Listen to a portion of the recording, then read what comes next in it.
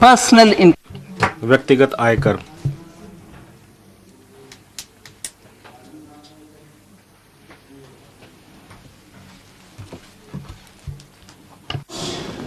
Now I come to what everyone is.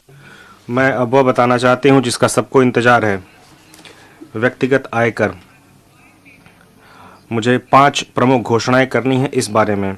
ये मुख्यतः हमारे परिश्रमी मध्यम आय वर्ग के लिए है, के लाभ के लिए है।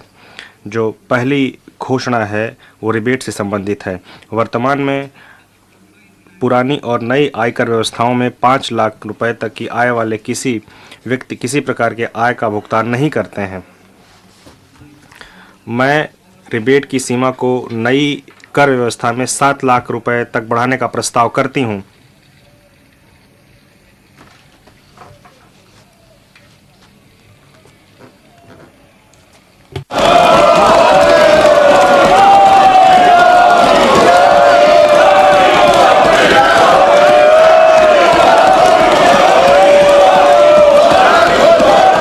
I propose मैं इस प्रकार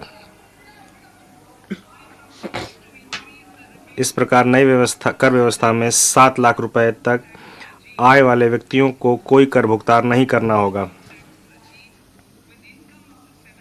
जो 7 लाख तक रुपए कमा रहे हैं उनको कोई कर भुगतान नहीं करना होगा। दूसरा प्रस्ताव मध्य वर्ग के आय वर्ग से संबंधित है। मैंने वर्ष 2020 में 2.5 लाख रुपए शुरू करते हुए 6 आयकर लय वाली नई व्यक्तिगत आयकर व्यवस्था शुरू की थी। मैं स्लैबों की संख्या घटाकर 5 करते हुए और कर की सीमा को बढ़ाकर 3 लाख करते हुए इस व्यवस्था में कर संरचना को बदलने का प्रस्ताव करती हूँ। कर की नई दरें निम्नानुसार होंगी: 0 से 3 लाख 0, 3 से 6 लाख 5%, 6 से 9 लाख 10%, 9 से 12 लाख 15%, 12 से 15 लाख 20%, 15 लाख रुपए से ऊपर 30%। इस नई कर व्यवस्था में सभी कर प्रदाताओं को बहुत बड़ी राहत मिलेगी। 9 लाख रुपए की वार्षिक आय वाले किसी व्यक्ति को केवल 45,000 रुपए का भुगतान करना होगा।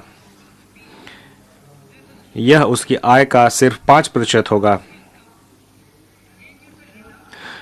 यह अब उसके द्वारा भुगतान किए जा रहे अर्थात 60,000 रुपए पर 25% की कटौती है। यह सिर्फ 45,000 हो गया है। इसी प्रकार वह व्यक्ति जिसकी आय 15 लाख रुपए आय वाले किसी व्यक्ति को केवल 1.5 लाख रुपए या उसकी आय के 10% का भुगतान करना होगा, जो कि उसकी मौजूदा देयता अर्थात 1,87,500 रुपए से 20% की कटौती होगी। मेरा तीसरा प्रस्ताव है कि वेतनभोगी वर्ग और पारिवारिक पेंशनभोगी सहित पेंशनभोगी वर्ग के लिए है, जिनके लिए मैं मानक कटौती लाभ को नई कर व्यवस्था में भी विस्तारित करने का प्रस्ताव करती हूँ।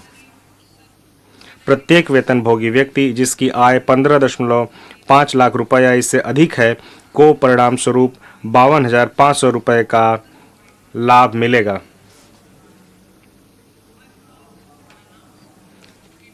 मेरी चौथी घोषणा हमारे देश की अधिकतम कर दर जो कि 42.74% है से संबंधित है। यह विश्व में सबसे अधिक कर दरों में से एक है। मैं नई कर व्यवस्था में उच्चतम अधिभार को 37% से घटाकर 25% करने का प्रस्ताव करती हूँ।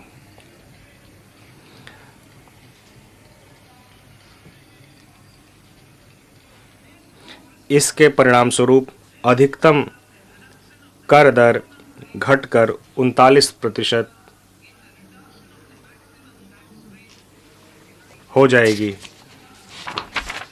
अंततः गैर सरकारी वेतनभोगी कर्मचारियों की सेवानिवृत्ति पर अवकाश के नकदीकरण पर 3 लाख रुपए तक की सीमा की छूट अंतिम बार वर्ष 2002 में नियत की गई थी, जब सरकार में अधिकतम मूल वेतन 30,000 रुपए प्रतिमाह था।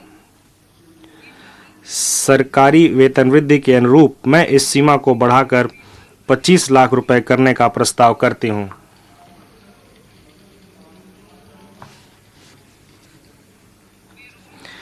हम डिफ़ॉल्ट कर व्यवस्था के रूप में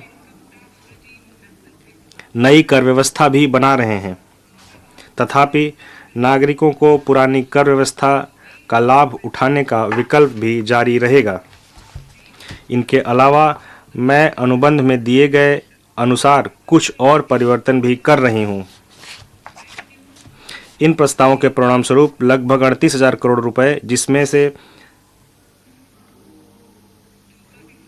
37,000 करोड़ रुपए प्रत्यक्ष करों के तथा 1,000 करोड़ रुपए अप्रत्यक्ष करों के राजस्व को परित्यक्त किया जाएगा, जबकि लगभग 3,000 करोड़ रुपए का अतिरिक्त राजस्व जुटाया जाएगा। इस प्रकार कुल वार्षिक परित्यक्त राजस्व लगभग 35,000 करोड़ होगा। माननीय अध्यक्ष महोदय, इन शब्दों के साथ मैं बजट इस प्रतिष्ठित सदन को सौंपती हूँ।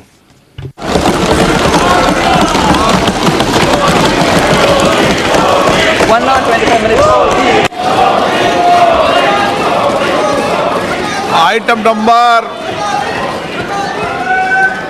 1 माननीय item number 2। Sir, with your permission, I lay on the table of the following statements. Under Section 3(1) of the Fiscal Responsibility Budget Management Act 2003, 1. Medium-term fiscal policy विधेयक 2003 के अंतर्गत मध्यवर्तीय वित्तीय फिस्कल पॉलिसी स्ट्रेटजी वक्तव्य और मैक्रो इकोनॉमिक फ्रेमवर्क स्टेटमेंट सदन के पटल पर रखती हूँ। समाचार भाग 2 के माध्यम से पहले ही सूचित किया जा चुका है